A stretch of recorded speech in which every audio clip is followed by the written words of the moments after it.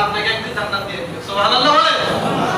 তবে আগুনে পুড়ে পাওয়ার পর আগুনে আহত পাবেন, কিন্তু যদি আপনার ঈমান যদি না থাকে, আপনার নামাজ, আপনার রোজা, আপনার সাদাকা, আপনার দান, দুনিয়ার যত আমল করেন, কিয়ামতের দিন খুঁজে পাবেন? জোরে বলেন, খুঁজে পাবেন? এজন্য ভাই রাসূলুল্লাহ সাল্লাল্লাহু আলাইহি ওয়াসাল্লাম বলেন যে তোমার শিরক মুক্ত ঈমান আখলিস দীনকে ফিকাল আমালুল কলিল, আমল অল্প করো কিন্তু ঈমানটাকে খালেস করে তারপরে করো। এজন্য ভাই আমাদের ঈমান খুব মূল্যবান, শেষ জামানার মানুষ আমাদের ঈমান কি খুব মূল্যবান না? এজন্য ভাই মূল্যবান ঈমানগুলোকে নিয়ে আমরা এভাবে নষ্ট করব, জোরে বলেন নষ্ট করব, জোরে বলেন নষ্ট করব।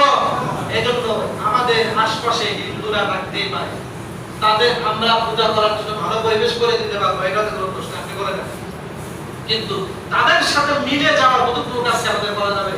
জোরে বলেন করা যাবে? এই জন্য ভাই আমরা সাবধানতার সাথে অবলম্বন করব। দ্বিতীয় নাম্বার ব্যাপার হচ্ছে শিরককে আমাদের দেশের মানুষ শিরক করার পরেও শিরককে গুনাহ বলে। এটা আমার অপরাধ, আমি যে শিরক করতেছি, আমি যে অন্যায় করতেছি, আমার শিরকটাকে আমি শিরকই মনে করতেছি। যদি শিরকে যদি মনে করতাম তাহলে আমরা গুনাহ করার পর আমাদের ভিতরে অনুতপ্ত আসতে কি আসতো না? জোরে বলেন অনুতপ্ততা আসতো কি আসতো না? কিন্তু বলেন তো দেখি, আমাদের যুব সমাজ যারা হিন্দুদের পূজায় দিয়ে দিয়েছে, দিয়ে আনন্দ করে ফুর্তি করে আসলো, ওদের ভিতরে কি কোনো সময় কি জাগ্রত হয়েছে আমি যেটা করলাম এটা গুনাহ করছি, পাপ করছি, আমার তওবা করা দরকার? একজনও তওবা করছে দেখাইতে পারবেন? জোরে বলেন দেখাইতে পারবেন? কে? একটা কথা বলে রাখবেন, আপনি গুনাহ করলেন এইটা এক পাপ, গুনাহ করলেন এইটা এক পাপ, আবার গুনাহকে আপনি ছোট মনে করলেন এইটা আরেক পাপ। এটা কি পাপ? আরেক পাপ। এজন্য আপনি সগীরা গুনাহ করে যদি গুনাহকে গুনাহ না মনে করেন, এটা সগীরা থাকে না, এটা যখন কবিরা গুনাহ হয় যায়। এটা কি গুনাহ হয় যায়?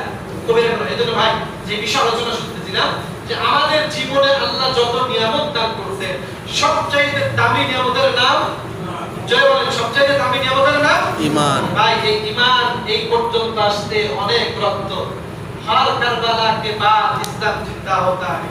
এক একটা কারবালার পরে এই পৃথিবীতে ঈমান ইসলাম জিন্দা হয়েছে।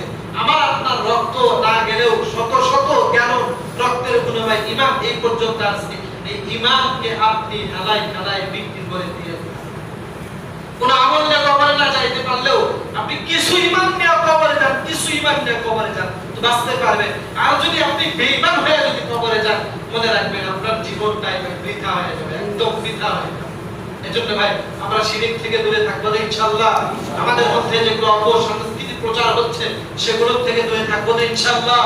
আল্লাহ আমাদের সকলকে শিরক মুক্ত আমল করার তৌফিক দান করুন।